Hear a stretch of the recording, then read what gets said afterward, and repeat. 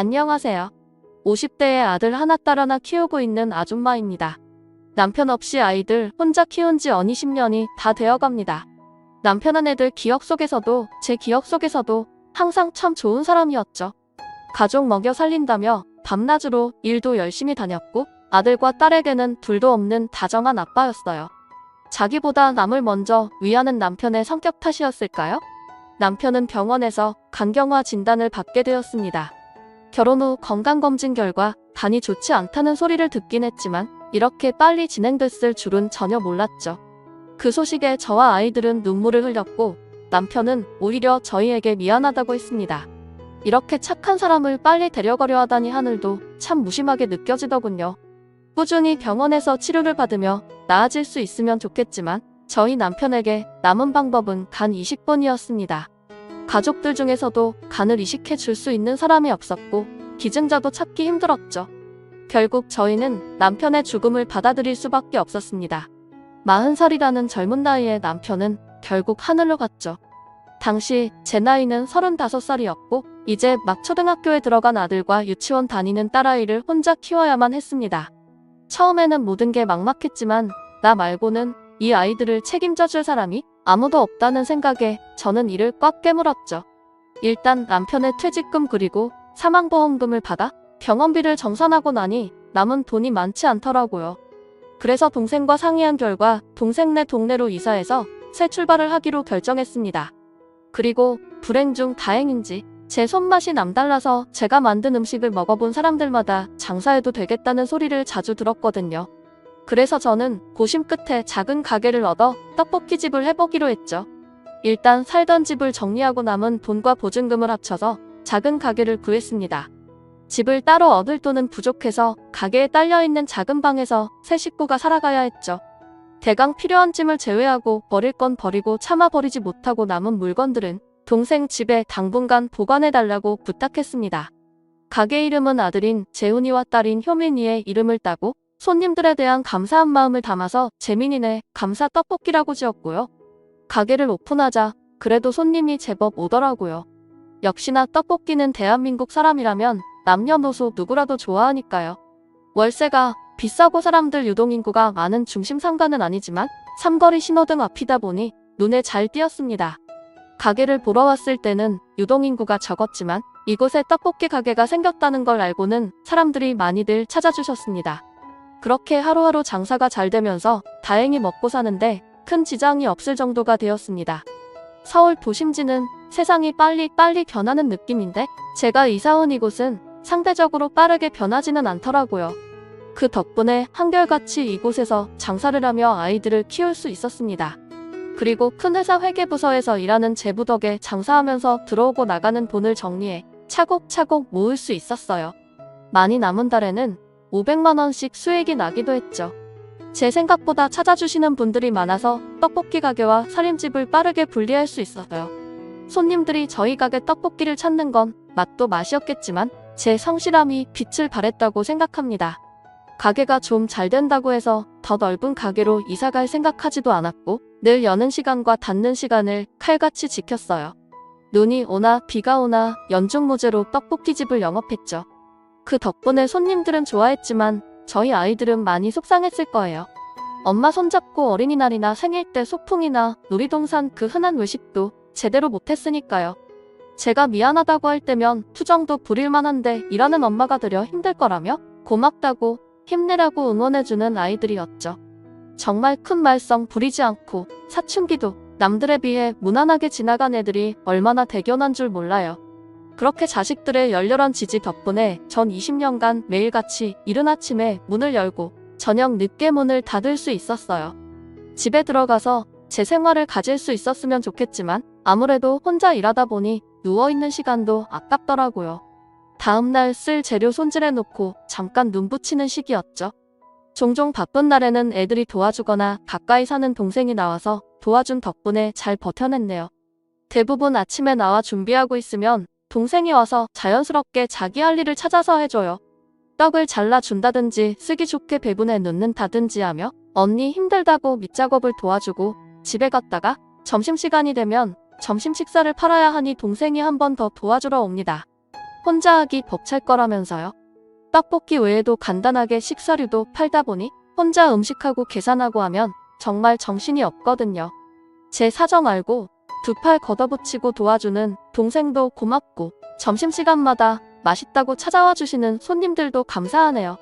하루 종일 북적이는 저희 가게의 손님 유형은 보통 이렇습니다. 오전에는 아기 엄마들이 와서 간식 겸 떡볶이를 먹으며 수다를 떨고 점심시간에는 택시 운전 기사님들이 오셔서 점심 식사를 하시고 오후엔 학교를 마친 초, 중, 고 학생들이 와서 떡볶이를 먹고 마지막에 저녁에는 퇴근 후 들려주시는 직장인들까지 아침부터 저녁까지 손님이 가득가득합니다. 이렇게 떡볶이를 사랑해주는 동네 단골 손님들 덕분에 행복하게 살아올 수 있었습니다.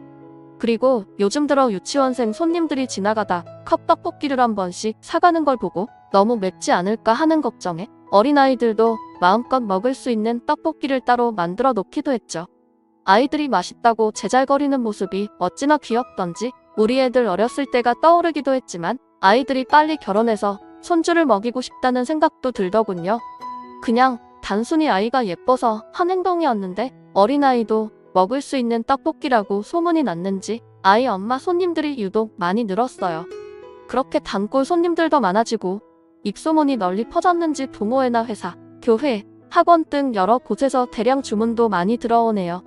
한번 단체 주문이 들어오기 시작하니까 일주일에 두세 번은 단체 주문이 들어오더라고요. 이날도 회사에서 단체 주문이 있었죠. 혼자 감당할 수 없는 양일 것 같아서 학교 가기 전에 딸과 아들에게 도움을 청했습니다. 확실히 도와주는 사람이 있으니 준비 시간이 확 줄어들더라고요. 오늘 단체 주문하신 분은 단골 손님 중 한 분이셨죠. 맛도 맛이지만 불친절하면 안 되고 그리고 가장 좋은 방법은 손님들과의 적당한 대화가 중요하더군요. 단골로 만드는 데는 소통만 한 게 없습니다. 이 손님은 이 동네 분은 아니셨어요. 처음 오신 날 잔뜩 사가셨는데 그 뒤로 며칠 연속으로 떡볶이랑 튀김이랑 순대 등등 여러 메뉴를 10인분 넘게 사시길래 손님에게 물었죠. 아니, 매일 무슨 떡볶이만 이렇게 많이 사가세요? 저는 장사가 잘 돼서 좋지만요. 제가 하나 꽂히면 질릴 때까지 먹는 편이라서요. 주문하신 음식을 준비해드리며 몇 마디 더 이야기를 나눴는데 저희 가게에서 차로 15분 거리 떨어진 곳에 있는 회사 사장님이라고 말하시더군요. 회사 직원이 한번 떡볶이를 포장해서 간 적이 있는데 그 이후로 저희 집 떡볶이 맛에 꽂혀서 찾아오셨다고 했습니다. 본인도 본인이지만 회사 직원들도 무척 좋아한다며 한 번 오실 때마다 많이 사가셨고 그만큼 저도 아낌없이 서비스를 해드렸죠. 그리고 그 손님과 대화를 하는 것이 무척 즐거웠어요. 대화도 편하고 공통점도 있었으니까요. 그 손님도 저처럼 남편을 먼저 떠나보내고 사업을 하게 되었다 하시더군요.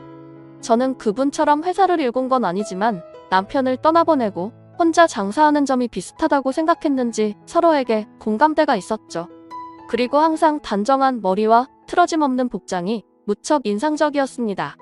제 또래 같은데 멋지게 사는 것 같았어요. 하지만 장사하면서 항상 좋은 일만 있는 건 아니잖아요. 좋은 손님도 많이 있지만 힘든 손님은 어디나 있죠. 그 중에서도 제일 까다로운 손님은 동네 젊은 엄마들이에요. 물론 대부분 엄마들이 그런 건 아니에요. 하지만 꼭 힘들게 하는 무리들이 한 번씩은 나타나더라고요. 물론 무리지어 다니는 걸 뭐라는 건 아닙니다. 그런데 왜 그런지 4~5명끼리 와서 떡볶이 1인분에 어묵 1인분 시키고 두세 시간을 앉아서 이야기하고 가곤 하죠. 사람이 없을 때는 그렇게 있어도 괜찮은데 문제는 사람이 많을 때입니다. 그 손님들이 다 먹고도 몇 시간 동안 자리를 차지하는 바람에 손님을 못 받는 경우도 많거든요. 다른 손님들이 줄을 서서 기다리고 자리가 없다는 이야기를 큰 소리로 말해도 들은 척도 안 해서 결국 제가 직접 부탁을 드렸습니다. 저 다 드셨으면 자리 좀 비워주실 수 있나요? 밖에서 다른 손님들이 기다리는데 자리가 없어서요. 라고 말하니 그중 아이 엄마 하나가 얼굴이 시뻘개져서 말하더라고요. 우리도 손님이에요. 떡볶이랑 어묵 먹었잖아요. 우리가 나가기 전에 나가라고 하면 안 되죠. 이미 다 드셨잖아요. 아까부터 밖에서 기다리는 손님도 계시는데 다 드셨으면 자리 좀 비켜주세요. 더 시키면 되는 거죠? 저희 오뎅 2개 주세요. 드시고 싶지 않은데 일부러 시킬 필요는 없고요. 다 드신 지 이미 오래된 것 같아서 다른 손님께 자리를 양보해달라고 하는 거예요. 기다리는 분이 안 계시면 더 앉아 계셔도 뭐라고 안 합니다.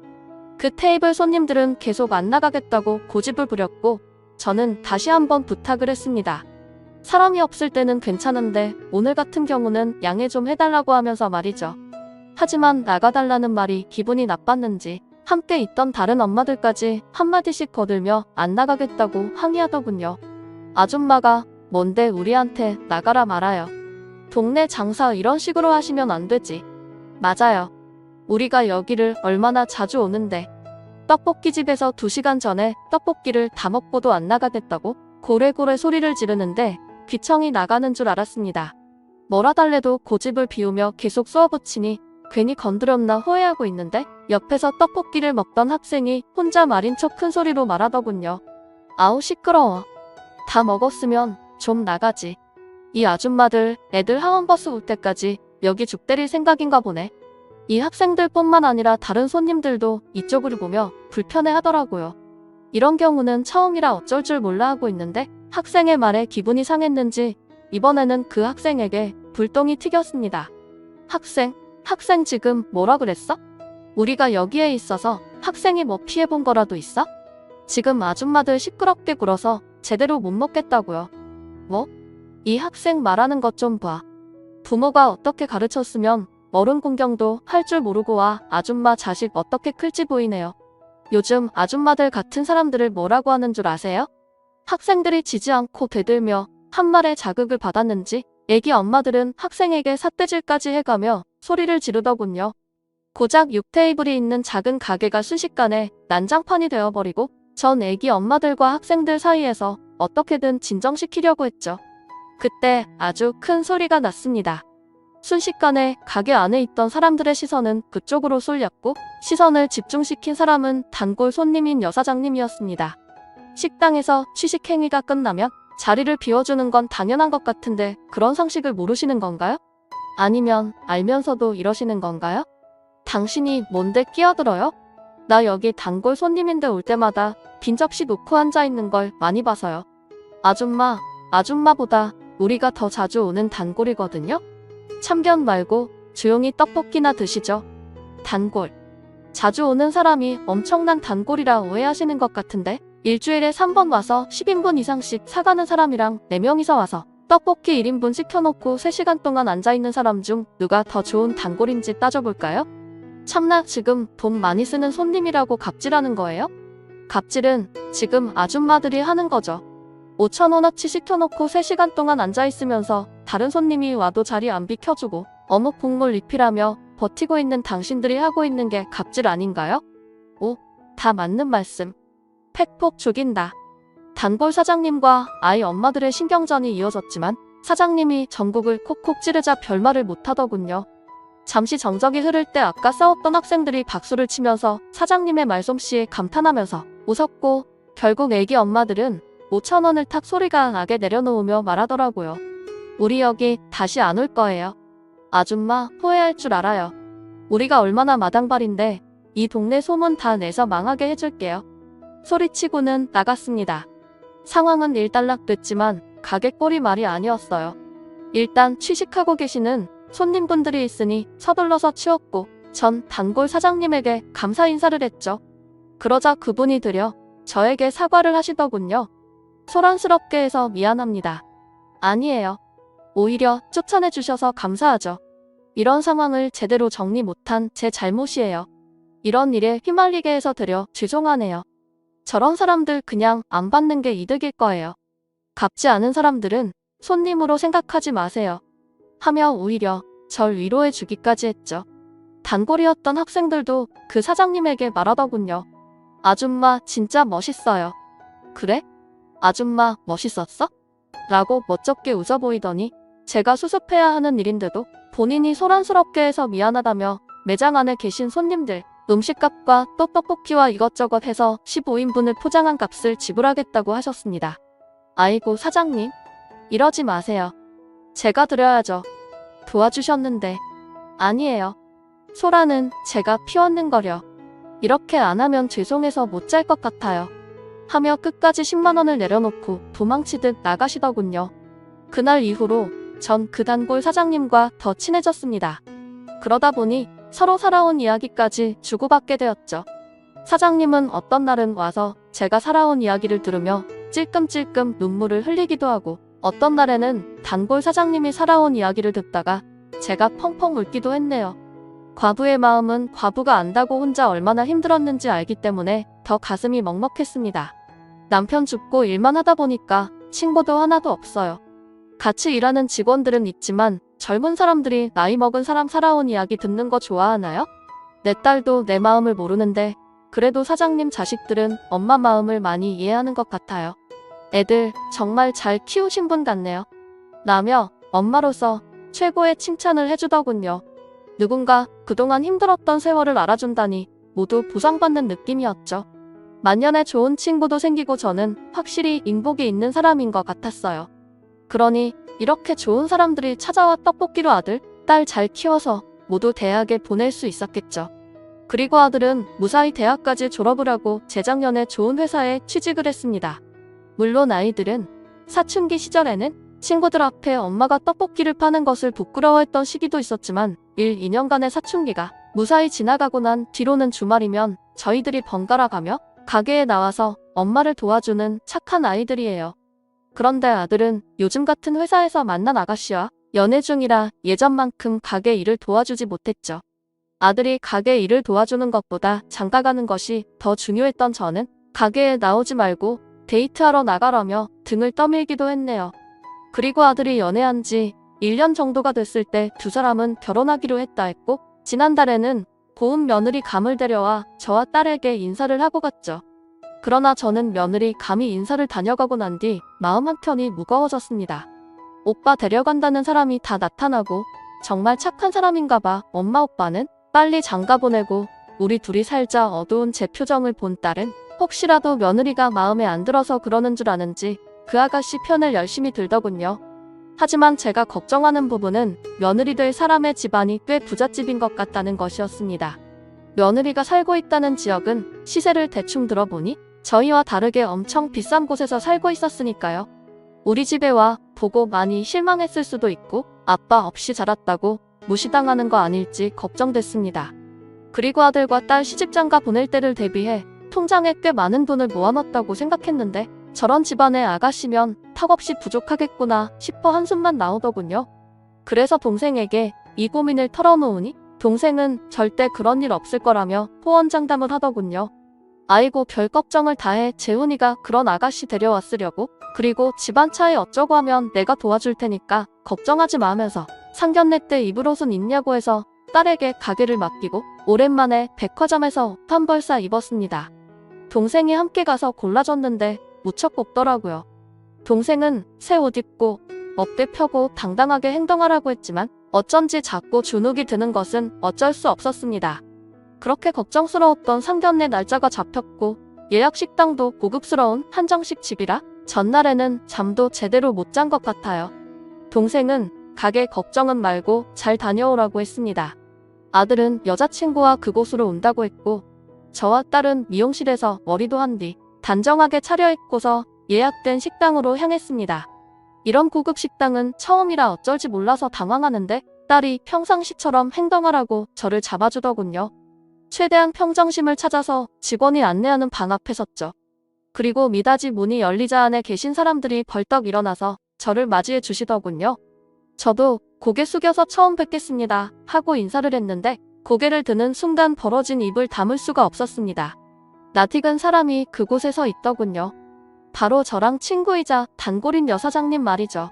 사돈 어서 오세요 하며 밝게 웃으면서 저를 반겨주는 단골 사장님에게 간신히 말할 수 있었습니다.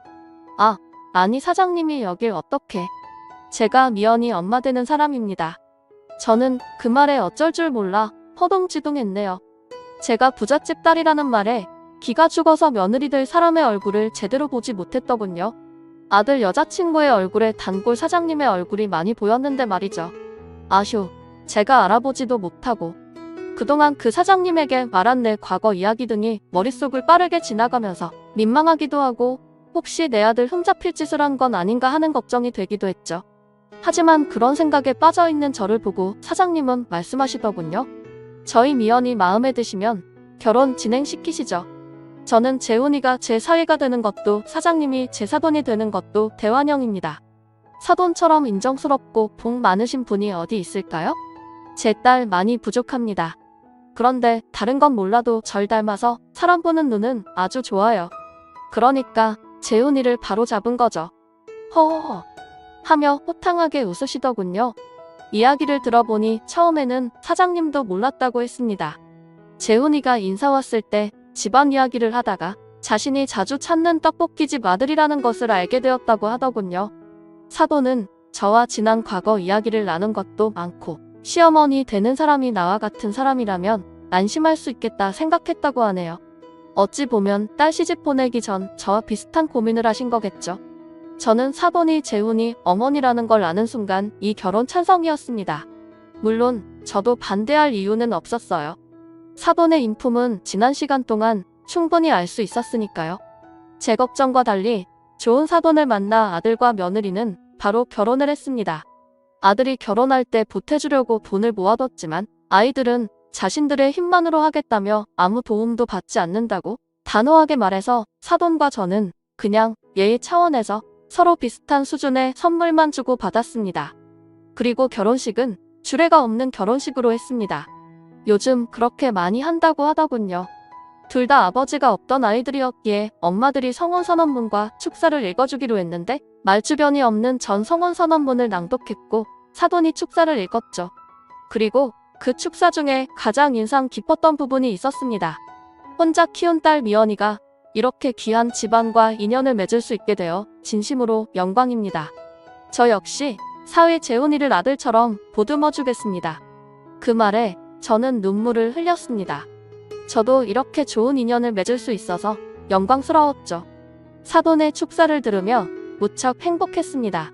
그렇게 아들러의 결혼식이 끝나고 전 다시 일상으로 복귀했고 여전히 떡볶이집을 하고 있습니다. 여전히 일주일에 3번씩은 떡볶이를 사가고 있죠. 어떤 날은 그렇게 자주 먹으면 물리지 않느냐고 물었더니 사돈의 회사에는 총 8개의 부서가 있는데 번갈아 가며 부서별로 한 번씩 간식으로 떡볶이를 쏘는 거라고 말하더군요. 직원들 모두 사장님이 쏘는 떡볶이 데이를 가장 좋아한다고 하네요. 그래서 내가 굳이 차 타고 15분 거리에 있는 사돈 댁까지 오가는 거잖아요. 참 고마웠습니다. 그래서 저도 보답하는 의미로 서비스를 팍팍 주었죠. 그리고 추가로 덧붙이자면 사돈이 물리쳐준 그때 그 애기 엄마들은 지역 커뮤니티에 우리 가게에 대한 안 좋은 글을 써서 올리긴 했지만 그때 함께 있던 여학생들이 그날 소동을 카메라로 촬영했었고 제법 상세하게 반박글을 적어 올렸던 모양이더군요. 사람들은 저희 가게에 안 좋은 글을 올린 애 엄마들을 질타했고 결국 본인들 손으로 그 글을 삭제했습니다. 그 여학생들에게 너무 고마워서 떡볶이랑 오뎅 등을 공짜로 먹을 수 있게 해줬고 저희 가게에 올 때마다 서비스를 팍팍 줬습니다. 여러분들이 보시기에도 저는 정말 인복이 많은 사람인 것 같죠? 언제까지 떡볶이집을 할 수 있을지 모르겠지만 할 수 있는 그날까지 저는 이 자리에서 감사하는 마음으로 떡볶이를 만들고 있을 겁니다. 지금까지 제 사연을 들어주셔서 감사합니다.